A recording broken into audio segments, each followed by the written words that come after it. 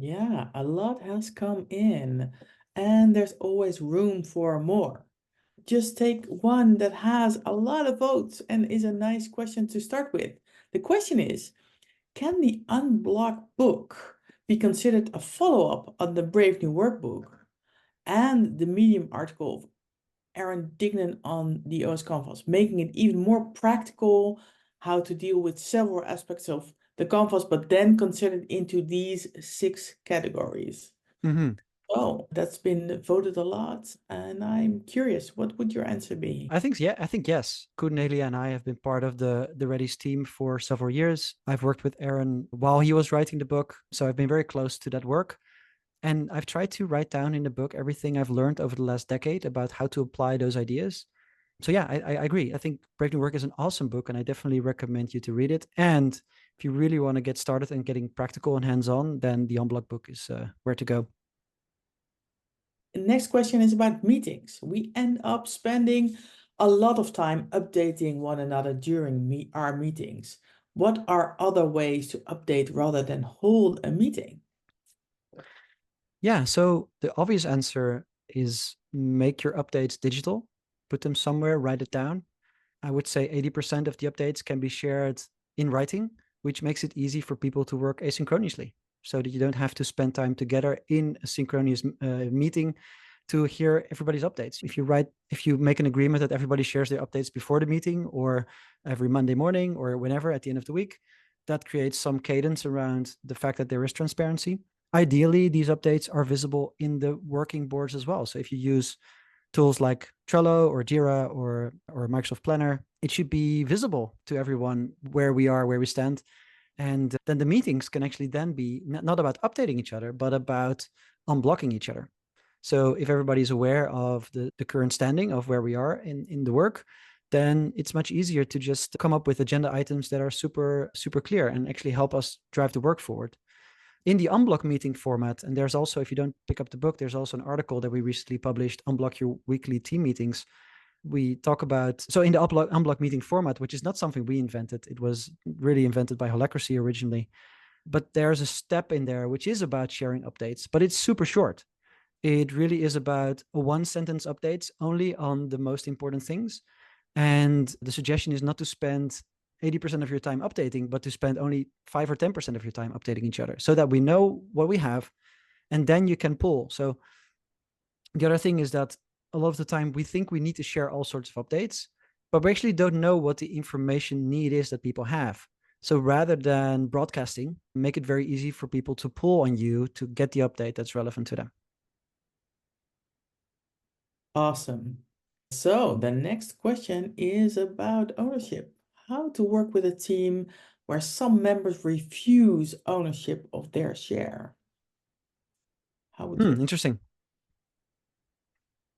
Yeah, I think like the idealistic person in me says we want to create a workplace where people are able to vote with their feet, which means that you give people the possibility to say yes to the things that they want to say yes to and walk away from the things that they don't want to do.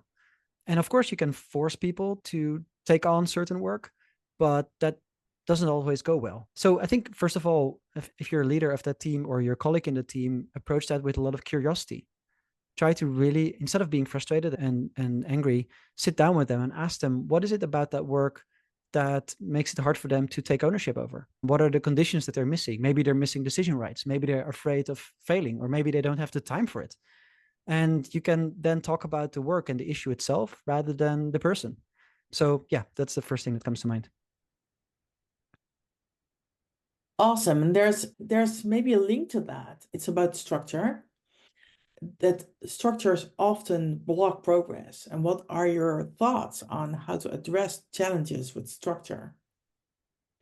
Yeah, I think structures block progress because sometimes we have too many structures. We have too many layers. We have too many people that we have to go through to get something done. If you don't have the authority to change the structure, and also I don't recommend by changing the structure, you can within the current structure, you can improve the situation by making a lot of agreements about how should we work together. So across silos, across departments, you can make agreements about when we have these types of things, How should we handle them? I really want to make them faster. Could we do them without them? Could we make agreements about pre-approvals about what are the kind of the guardrails within certain things are okay? For what types of things do we now need to ask for advice rather than ask for approval? So sometimes it is about decision rights. Sometimes it's about meetings and information sharing. Sometimes it's about unclarity of goals. And sometimes there's just a lot of dependencies between departments to get something done. And I think if you're working in that, definitely try some of these things out to see if that improves the situation. And then if you can, find a place to experiment with a different structure and try to prove that a simpler structure or a leaner structure actually works well. I also there's a chapter in the book about structure. It's not one of the 6 topics, but it's actually part of the ownership chapter. And I share a story about how you can change the structure while also improving ownership. Because unfortunately, many leaders by default grab structure change as the thing to change because it's very visible. It's the thing they know. And it actually often reduces ownership and it reduces engagement because when it's done top down and imposed, then you actually lose time and lose energy. But there's also a way to do it while creating ownership, which is all about doing more participatory structure change and more participatory design. So yeah, that's in the book. Thank you. And the next question. Many companies are navigating decisions between profit and sustainability these days. Anything specific or special to think about when navigating decision in that context? And maybe we can also answer the question, what maybe your next book gonna be about if you think about the next book. Yeah, so I'm indeed very interested in how this work can improve companies to achieve the sustainability outcomes that they're looking for. And so I'm very happy with this question. And we've had several clients that we helped trying to navigate this. In the end, transforming a business model or transforming a company to make more sustainable choices at every level is a change management task. It's a change management challenge. And that requires systemic perspectives on how do people make day-to-day decisions? What are we expecting from them? And how do we expect people to implement these new ideas on their own level? So for that, the even over statements can be super helpful, especially if they are mandated from the top. So often we see the board and like the shareholders are like, yeah, we should really become more sustainable. And the leaders of the organization say, yeah, you may do it. But then when lower down in the organization, people are like, yeah, I hear that, but I also have profitability goals. And I also have all these other objectives and commitments that I've made. So it's really about taking the time. If you're part of a sustainability team, take the time to sit next to these people who are making these decisions every day and try to understand all the forces that are at play here. And often they are systemic forces like compensation models, incentives, financial questions. And it's really about creating the new guardrails that allow people to make the right choice every day. That can be helpful. So I'm thinking about, like you said, about decision rights. I'm talking about setting clear trade-offs. I'm thinking about sharing better information about what's going on and what people are learning. And overall, it's a change management experimental feedback loop way we need to adopt to get there. Do you think that's also the answer to the question, how do you encourage people to step through the fear and take decisions, or is anything else coming up for that? I think fear, when you make a decision, you can be wrong and you can make the wrong decision. And that's where the fear comes from. This is why also the magic phrase, is it safe to try, is really important. We have to acknowledge that we are going to be wrong sometimes. So if you're able to create an organization where making mistakes is okay and it is actually expected, that is what leaders I think should aim at, to define the risk tolerance that we have in a certain area. And this will be different if you're making computer games or if you're running a nuclear power plant. Of course, there's a lot of difference in risk tolerance, but it's about how leaders handle mistakes that will define the culture around either being paralyzed and afraid to take any initiative, or if you're actually encouraging people to take safe action within the guardrails that are set. So I think it's really about what are the guardrails, what is the risk tolerance, making that clear, dealing really well with failure, being constantly on the lookout for what we can learn, and creating these feedback loops of moving forward.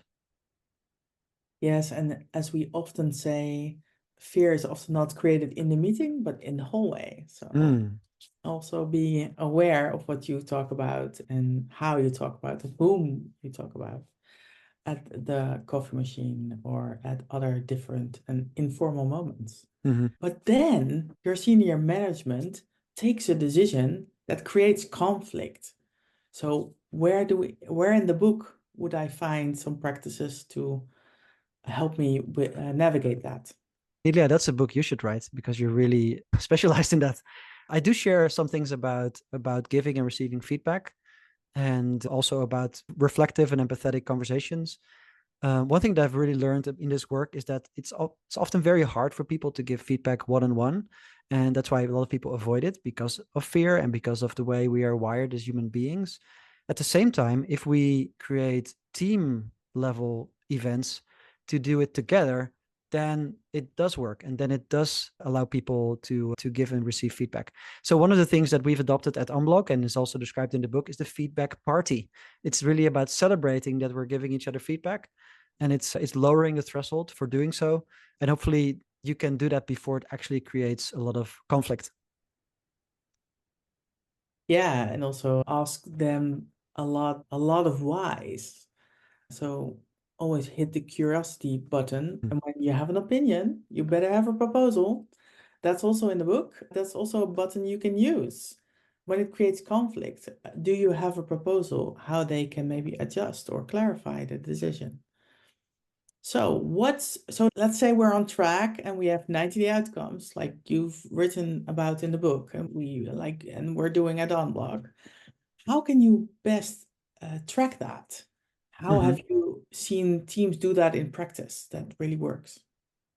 Yeah, first of all, writing outcomes is a skill that can be learned and crafted and mastered, I would say, because you can write an outcome and you can write an output, just to really simplify some of the main problems with it. You can write down, oh, we're going to launch the app, but maybe it's more interesting to describe what it really looks like if it has worked, what it really looks like if we are finished or if we're on the right track. First of all, think about outcome language to write it down. The other thing is those outcomes should be looked at every week. If you have a weekly meeting or in other rituals, make sure that every time the outcomes are front and center, and that's the basis from which you do most work. So again, in the Unblock meeting format, we start by sharing updates about these outcomes, and we use them to define what we're going to do and what we're not going to do. Because if it's not one of our outcomes, we try not to do it. So yeah, it's about transparency around progress. Often those outcomes are shared by multiple people in the team. It defines the shared work of the team, and that's how to do it.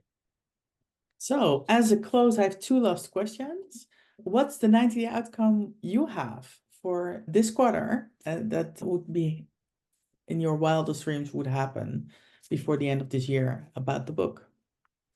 Yeah, so I've developed a book to be useful and to be recommendable. So what I really hope will happen is that this book gets picked up by enough people, maybe 500 to 1,000, and that starts the flywheel of continuously recommending the book and making it grow automatically.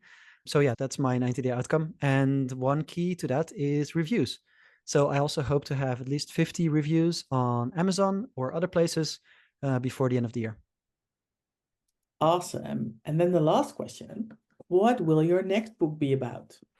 Yeah. You already hinted at it. So I've started, like I said, I started to really look at how this work could influence sustainability outcomes. Starting next year, I will start doing a lot of research to figure out what are other people doing in that space, and how does it overlap or not overlap with this work. And maybe 1 or 2 years from now, you'll be at the Unblocking Sustainability book club. I don't know, but let's see. I'm already signing up for that. And I just heard I have to write also a book. So that's nice. Maybe we'll have a series. And that takes me to so what? Now what? As we have already asked you, please spread the word through LinkedIn and win your free book. We love to see how you describe it. And secondly, order the book, place reviews, and claim your second book. As Jurriaan already shared, you can choose between Formula X or a second copy of the Unblock book. And we can even ship it to somewhere else around the world. So it doesn't need to be to you. And if you want to know where to start reading, please take the self-assessment, take the scan. It only takes you 5 minutes and will tell you directly where to start in the book, where your organization or team is most blocked. And you get immediate access to additional resources. There are some awesome short 5-minute videos that helps you get started right away. And you can also get access to bonus worksheets. If you are a leader, register for our free roundtables with an international community of over 175 leaders across the globe. This book now is out in the open and launched, and we're here. Yeah, it's a huge relief. Writing a book is not easy. It's a lot of work. It's a lot of debating words and sentences, and especially if you have that many pieces of feedback from people that are beta reading. I know some of the beta readers joined us today. I'm super grateful for all of you for helping me develop this. It takes a village to write a book, so much you could say. And yeah, I hope it's helpful. Again, let us know how it's going. Reach out to us if you have any questions or if you're stuck, if things are unclear. The good thing about self-publishing a book is that I can quickly make updates. So if a part is unclear or unhelpful or you're just not resonating with it, let us know, and then we might create an updated version of the book. Thanks everyone for being here.